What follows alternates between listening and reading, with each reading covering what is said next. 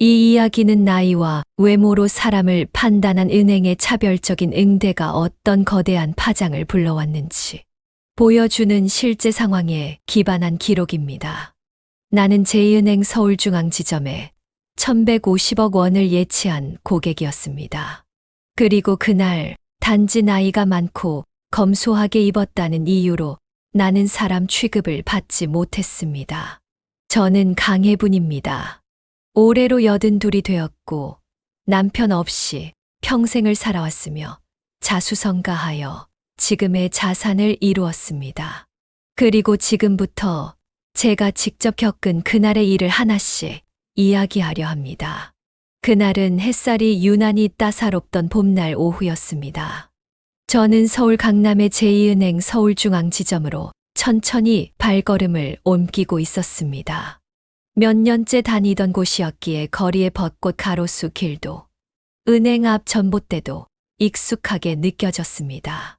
제 손엔 낡은 가죽 가방 하나가 들려 있었고 입고 있던 개량 한복은 어머니께서 생전에 손바느질로 고쳐주시던 옷 그대로였습니다. 은행 문을 열고 들어서자 익숙한 공기의 냄새가 먼저 느껴졌습니다. VIP 전용 구역의 붉은 카페트와 조용한 분위기가 평소와 다름없이 저를 맞이했습니다. 그곳은 제가 수십 년간 거래해온 자리였고 예전 직원들과는 이름도 알고 지낼 만큼 친숙한 공간이었습니다. 저는 늘 그곳에 앉아 차를 한 잔 마시며 자산 관리 상담을 받아왔습니다. 하지만 그날 제가 본 것은 익숙한 직원이 아닌 낯선 얼굴의 젊은 여자 직원이었습니다. 이름표엔 이세라라는 글자가 작게 새겨져 있었습니다. 저는 조심스레 그녀에게 다가가 말을 건넸습니다. 계좌 잔액 좀 확인하려고 왔어요. 그러자 그녀는 제 얼굴을 힐끗 쳐다보고는 얼굴을 찌푸렸습니다. 여긴 VIP 전용입니다. 일반 창구는 저쪽입니다. 그녀는 딱딱한 목소리로 그렇게 말했습니다. 순간 제 귀를 의심했습니다. 저는 수십 년을 이 자리에 앉아왔고 누구보다 VIP 자격이 충분한 고객이었습니다. 하지만 그녀는 제 낡은 한복과 하얗게 센 머리만 보고 저를 일반 고객으로 판단한 듯했습니다. 뭐라고 하셨죠? 저는 귀가 조금 어두워 다시 되물었습니다. 그러자 그녀는 숨을 내쉬며 짜증 섞인 말투로 말을 이어갔습니다. 여기는 일정 예금 이상인 VIP 고객만 이용 가능하십니다. 할머니는 저쪽 일반 창구 이용하셔야 해요. 그녀는 단 한 번도 제 이름이나 신원을 묻지 않았습니다. 순간 주변이 조용해졌습니다.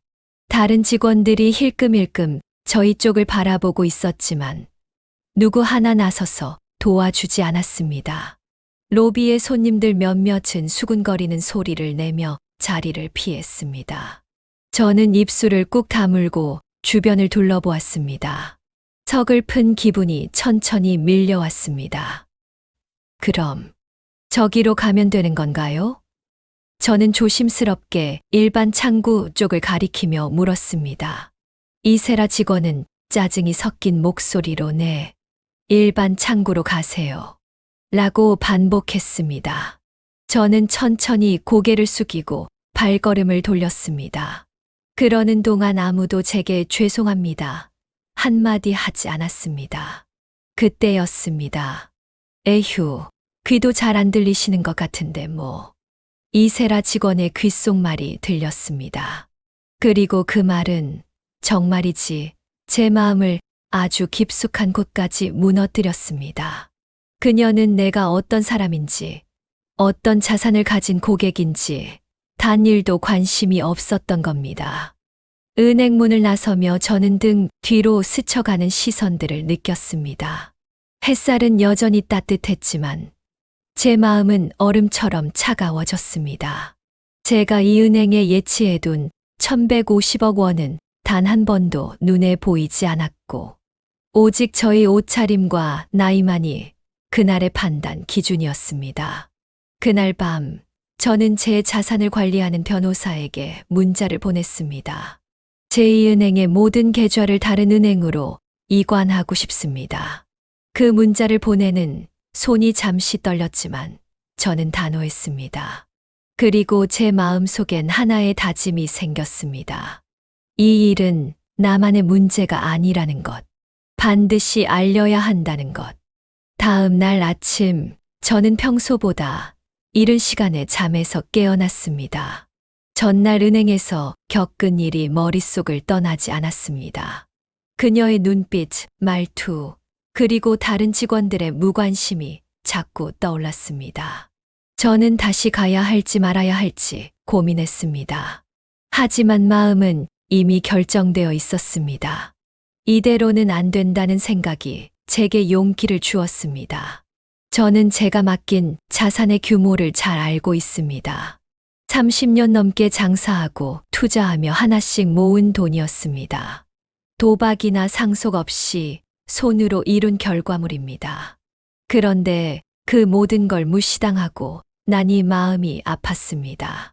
저는 다시 은행을 향하지 않았습니다. 대신 변호사 사무실로 전화를 걸었습니다. 할머니 정말 이관하시겠습니까? 변호사는 조심스레 물었습니다. 저는 단호하게 대답했습니다. 이 돈이 문제가 아니에요. 나를 어떻게 대했는지가 문제입니다. 변호사는 조용히 숨을 들이쉬더니 절차를 시작하겠다고 말했습니다. 저는 수화기를 내려놓고 거실 창밖을 바라보았습니다. 벚꽃 잎이 바람에 휘날리고 있었습니다. 제2은행에선 그날도 일상이 이어졌을 것입니다. 이세라 직원도 어제처럼 업무를 보고 있었겠지요. 아무도 몰랐을 겁니다. 그 무심했던 고객이 이 은행의 최고 예치 고객이라는 사실을요. 저는 조용히 일기장을 꺼내 어제 일을 기록했습니다. 저 혼자만 알고 있을 수는 없었습니다.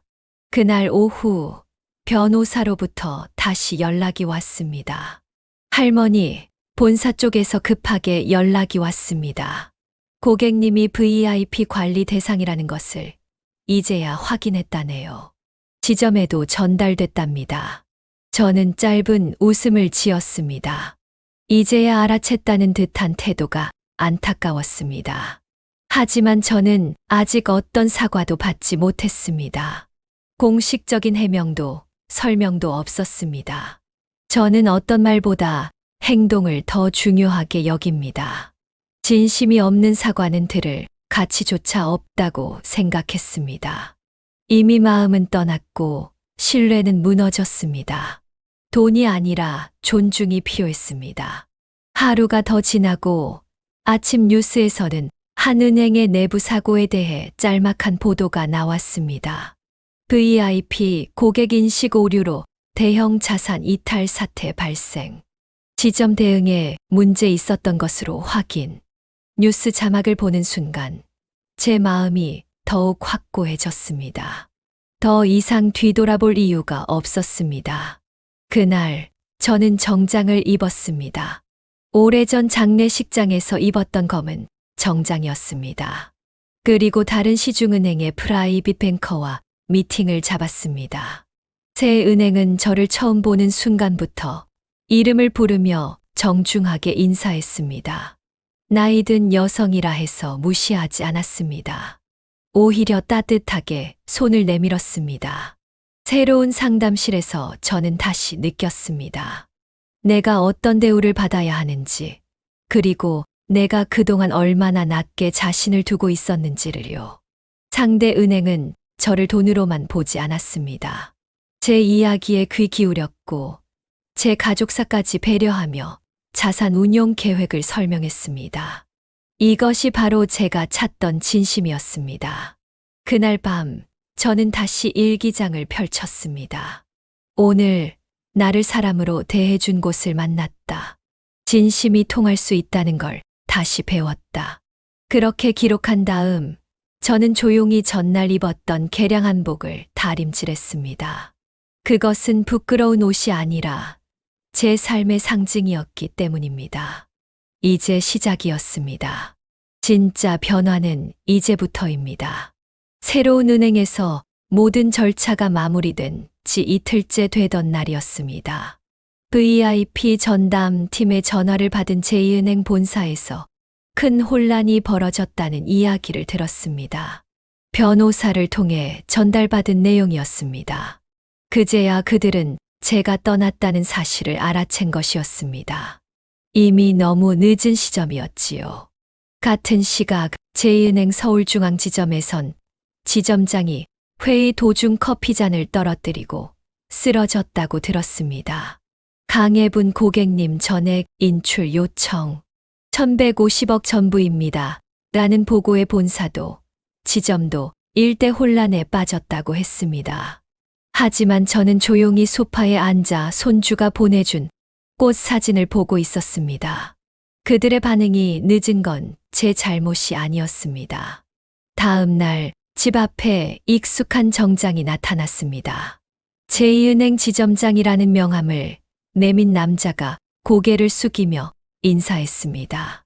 문성준 지점장, 어제까지만 해도 제 존재조차 인지하지 못했던 사람이었습니다.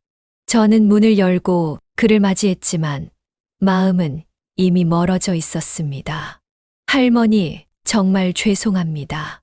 큰 실수가 있었습니다. 그는 떨리는 목소리로 말했습니다. 저는 천천히 차를 내리며 그의 얼굴을 바라보았습니다. 그 눈에는 초조함이 가득했고 그의 말은 진심보다는 위기감에서 비롯된 듯 했습니다. 저는 그에게 자리를 권했지만 한숨이 먼저 나왔습니다. 제가 누군지도 모르셨지요. 제가 조용히 말하자 문성준 지점장은 고개를 끄덕였습니다. 예, 솔직히. 고객님의 존재를 VIP 리스트에서 확인하고도 미처 파악하지 못했습니다.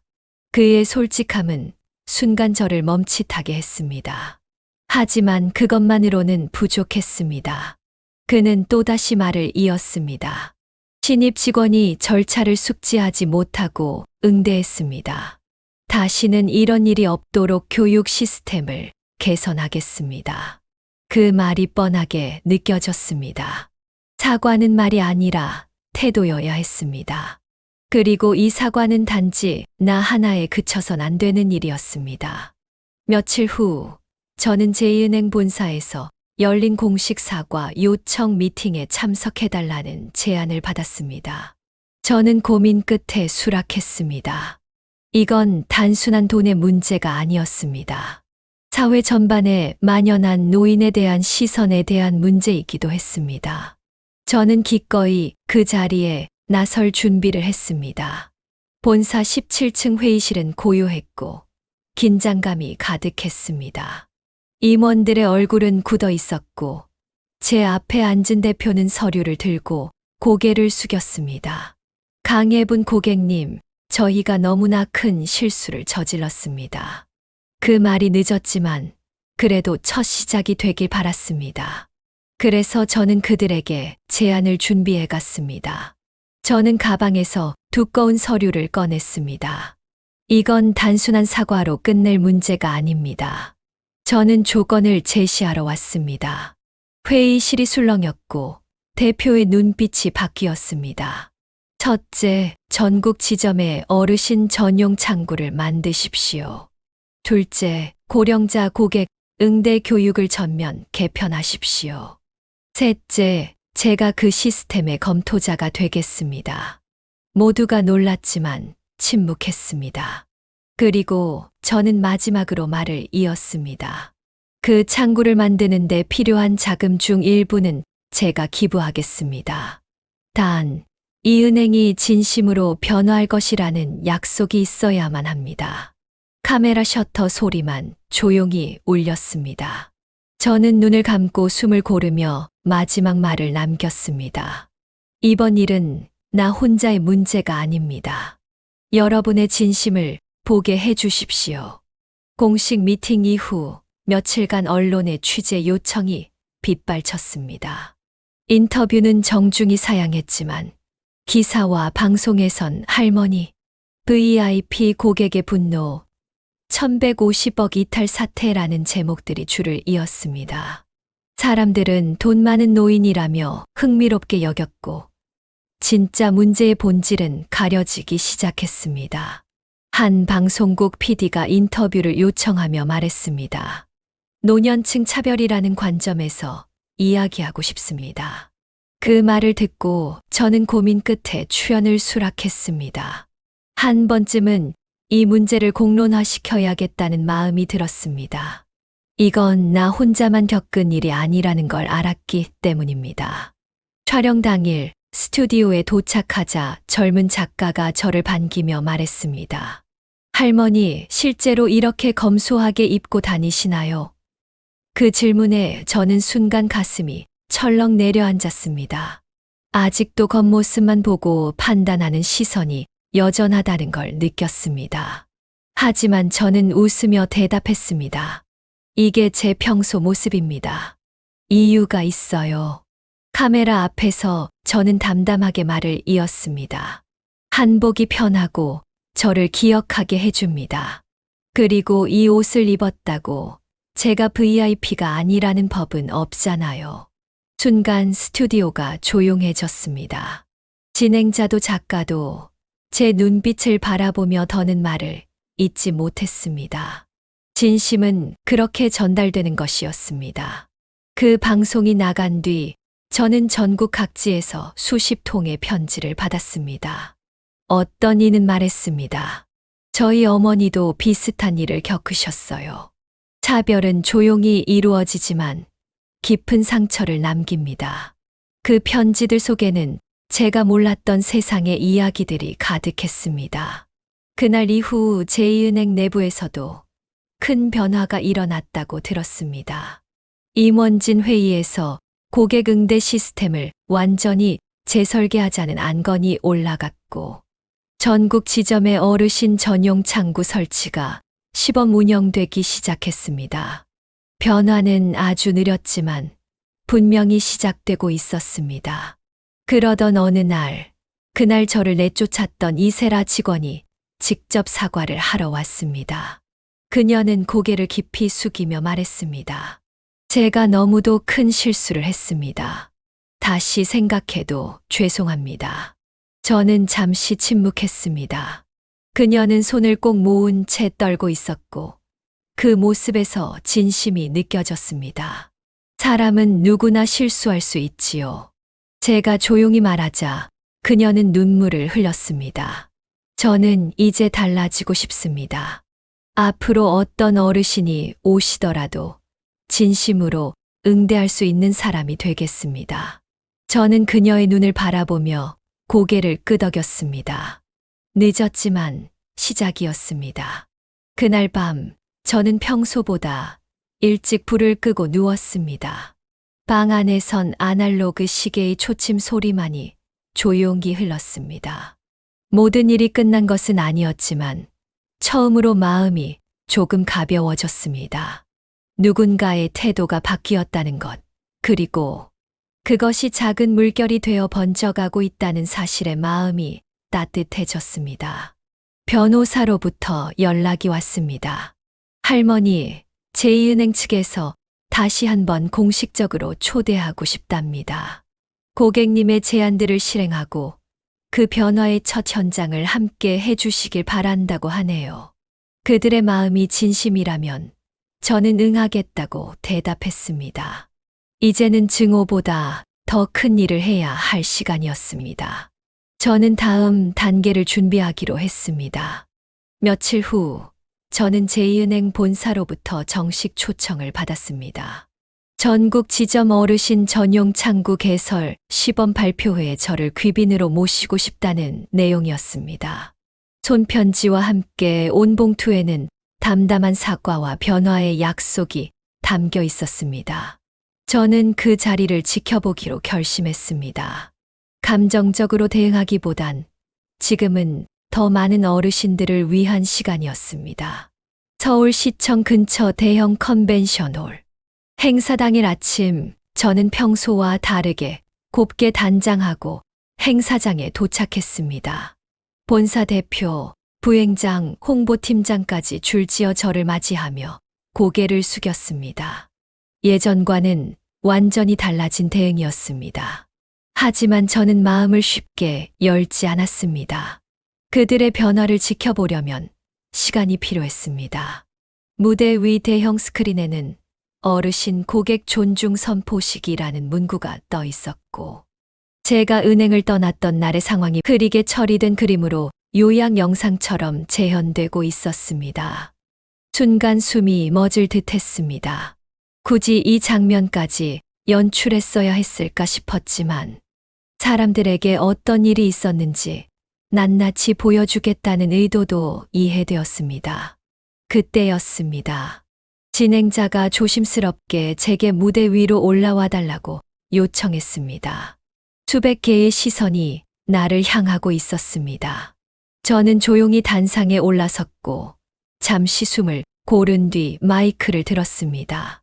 손이 조금 떨렸지만 제 목소리는 또렷했습니다.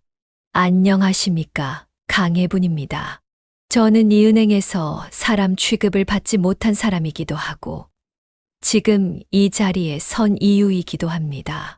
순간 장내가 조용해졌습니다. 마치 제 안의 침묵이 수백 명의 청중 속으로 전해진 듯 했습니다. 저는 이어 말했습니다. 한복을 입었다고, 나이가 많다고, 내가 가진 것을 알아보지 않고 쫓아낸 직원이 있었습니다. 하지만 그보다 더 슬펐던 건 아무도 나서서 제게 손을 내밀지 않았다는 사실입니다. 저는 그 말을 하며 고개를 들었습니다. 무대 아래 그날 저를 내쫓았던 이세라 직원이 눈물을 머금고 앉아 있었습니다. 그녀와 눈이 마주쳤습니다. 제가 무대에서 내려와 걸어가자 그녀는 자리에서 벌떡 일어나 고개를 숙였습니다. 정말 죄송합니다. 제 평생 부끄러운 날이었습니다. 그 진심이 느껴졌습니다. 저도 처음부터 완벽한 사람은 아니었습니다. 제가 말했습니다. 처음에 그 아이가 나를 무시했을 때 분노만이 가득했지요. 그러나 시간이 지나니 그것이 그 아이의 잘못만은 아니라는 걸 깨달았습니다. 시스템이 가르쳐주지 않은 친절, 문화가 존중을 놓치고 있었던 겁니다. 그날 행사에선 뜻밖에도 고객 응대 담당 부서장이 사직서를 내고 자리를 떠났다는 사실도 알려졌습니다. 본사의 미숙한 대응이 계속 쌓여왔음을 인정하며 스스로 책임지겠다는 결정이었습니다. 저는 안타까움과 동시에 진정한 변화의 징후라 느꼈습니다. 조직이 사람을 내치는 것이 아니라 반성하며 나아가야 하는 순간이었습니다. 그날 오후 VIP 고객 전용 라운지에서 제2은행에 새롭게 개편된 어르신 맞춤 금융서비스 시스템 시연회가 열렸습니다. 보청기 연동 창구, 확대 문자 안내판, 천천히 말해주는 AI 안내 시스템, 손글씨 신청서 시스템까지. 저는 가슴이 벅차올랐습니다. 비로소 이 변화가 진심임을 느꼈습니다.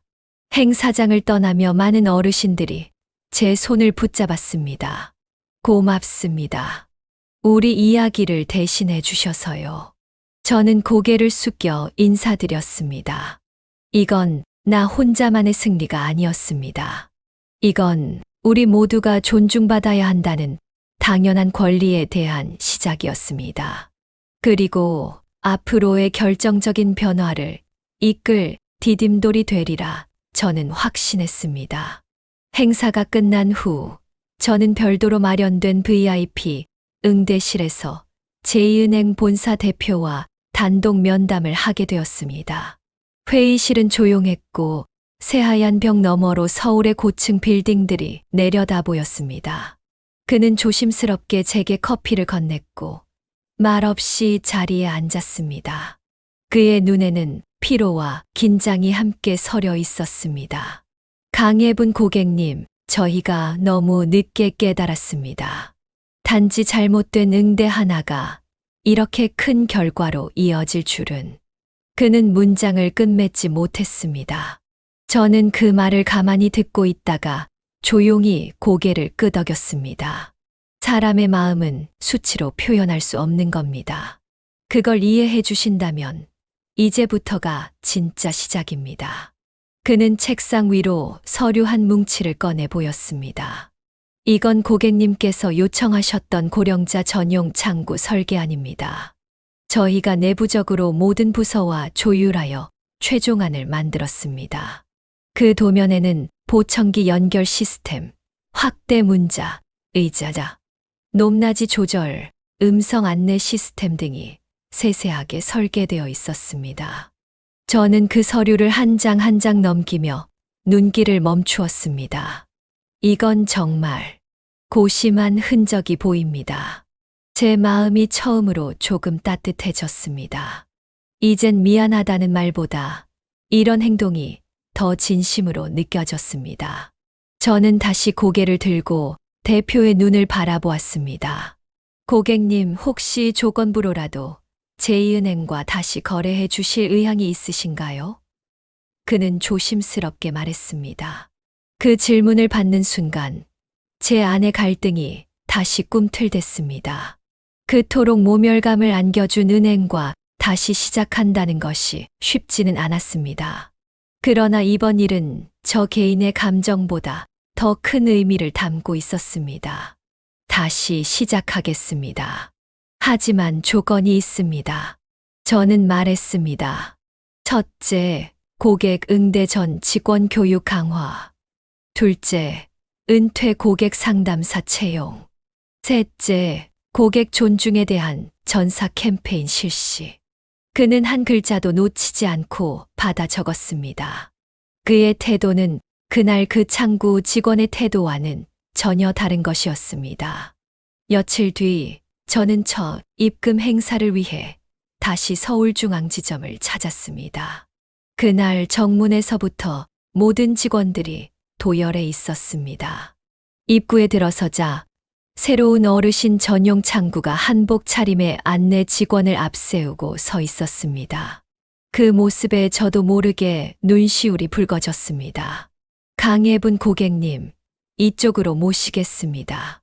낯익은 목소리가 들려 돌아보니 이세라 직원이었습니다.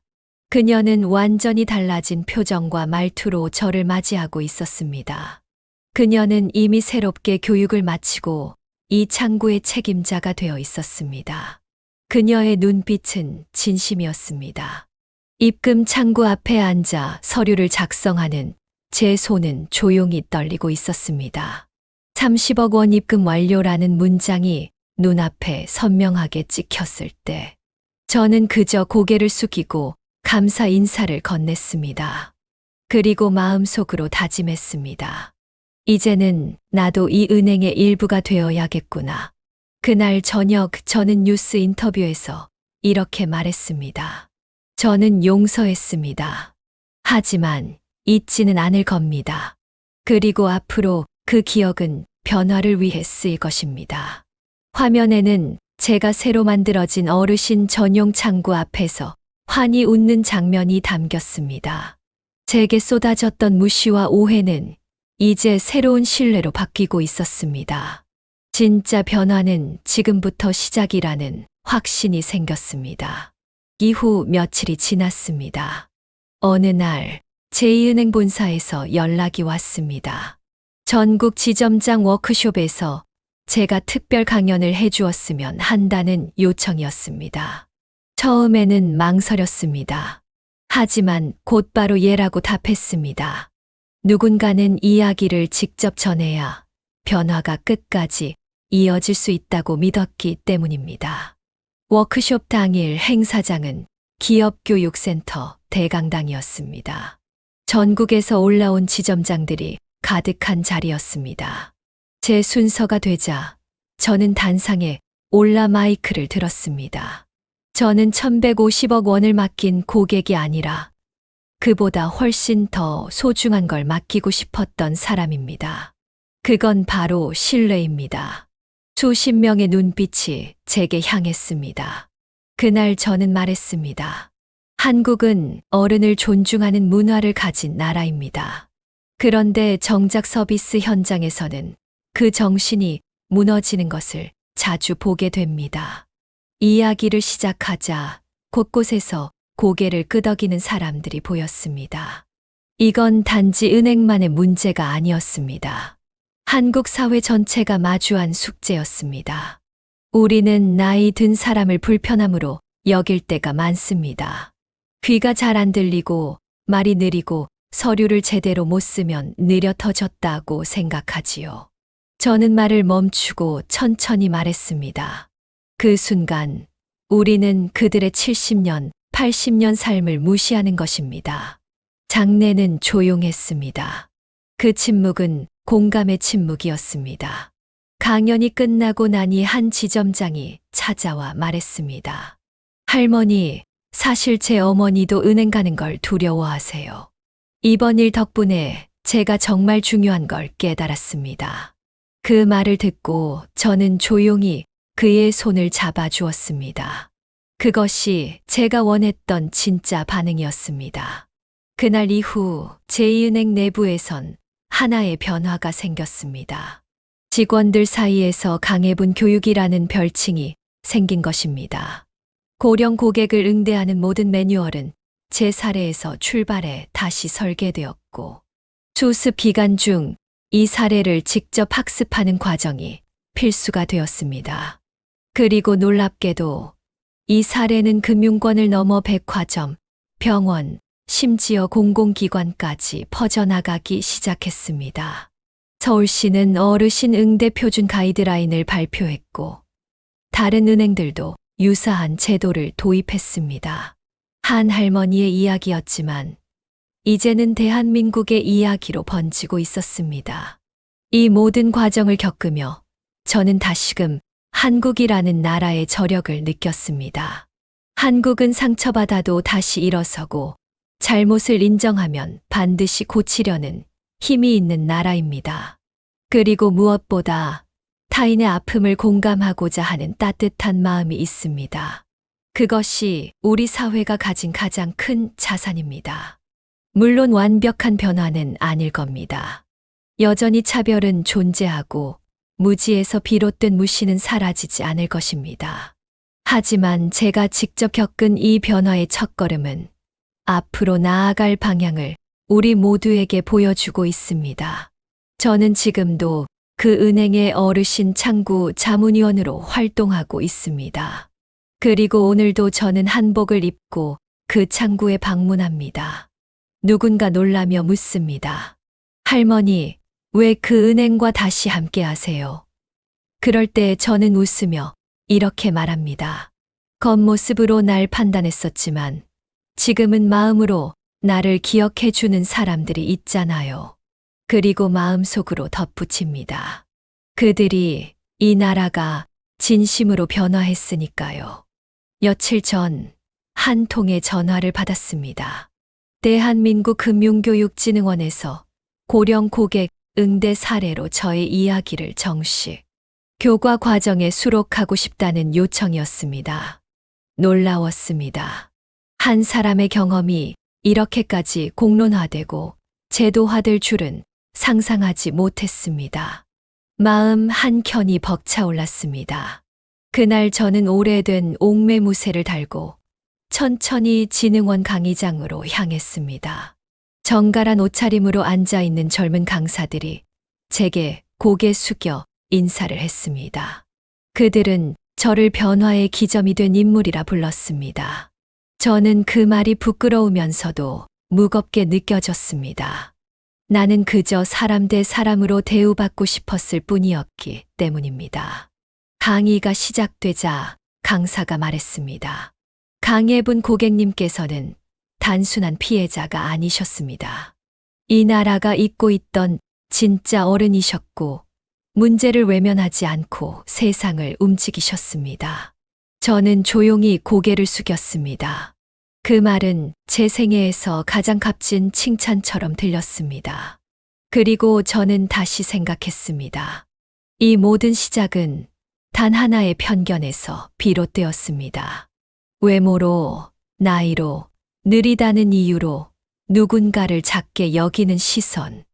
그것이 얼마나 많은 상처를 낳는지를 저는 온몸으로 겪었습니다. 그래서 저는 오늘의 이 변화가 결코 잊히지 않기를 바랐습니다. 대한민국은 빠르게 성장한 나라입니다. 산업화, 민주화, 디지털 전환까지. 그러나 속도가 빨랐던 만큼 우리는 사람의 느림과 다름을 잊고 살았던 건 아닐까요? 저는 그렇게 생각했습니다. 다시금 사람을 중심에 두는 사회, 그게 진짜 선진국의 모습이라고 믿었습니다. 그날 강의장을 나서며 한 젊은 직원이 제게 말했습니다. 할머니 덕분에 우리 회사에도 어르신 창구가 생겼습니다. 저희 어머니도 처음으로 은행 가는 걸 두려워하지 않으셨어요. 저는 그의 눈을 바라보며 고개를 끄덕였습니다. 그 한마디에 제가 겪은 모든 아픔이 보상받는 듯한 기분이 들었습니다. 이후 저는 국회에서 고령자 금융인권과 관련된 청문회에 참고인으로 출석하게 되었습니다. 낯선 공간, 낯선 사람들. 하지만 저는 당당히 말했습니다. 이 문제는 금융만의 문제가 아닙니다. 행정, 보건, 공공 모두의 문제입니다. 사람을 숫자로 보지 않고 인격으로 대해야 할 때입니다. 청문회 이후 고령친화금융법이 발의되었고 제 이름이 설명자료 속 시민 제안자로 적혔다는 것을 나중에야 알았습니다. 제가 살면서 법과 가까워질 일이 있으리라 생각해 본 적은 없었지만 지금은 아주 작게나마 사회에 퍼질 조각이 된 듯한 기분이었습니다. 다시 한번 묻습니다. 사람을 판단하는 기준은 무엇이어야 할까요? 나이도 외모도 통장 잔액도 아닌 인격과 진심이어야 한다고 저는 믿습니다. 그리고 한국 사회는 아직 그 믿음을 되살릴 수 있는 힘이 있는 나라라고 확신합니다. 우리는 그걸 해낼 수 있는 민족입니다. 오늘도 저는 한복을 입고 천천히 은행 문을 엽니다. 이제는 환하게 인사하는 직원들이 있고 어르신 전용 창구에는 기다리는 의자들이 놓여 있습니다. 저는 조용히 속삭입니다. 이제야 진짜 은행이 되었네요.